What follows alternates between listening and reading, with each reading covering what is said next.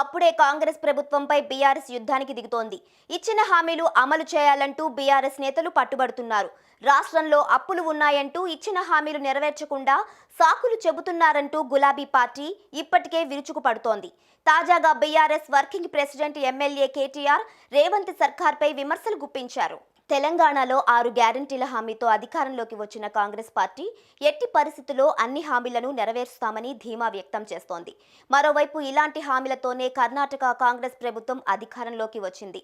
తాజాగా కర్ణాటక అసెంబ్లీలో ముఖ్యమంత్రి సిద్ధరామయ్య చేసిన వ్యాఖ్యలు వాస్తవ పరిస్థితిని స్పష్టం చేస్తున్నాయి. డబ్బులు ఎక్కడి నుంచి తెస్తాం? ఎన్నికల సమయంలోనే మేము హామీలు ఇచ్చిన సంగతి నిజమేనమ్మా, చెప్పినవన్నీ చేయడం సాధ్యమేనా అని ఆయన సంచలన వ్యాఖ్యలు చేశారు.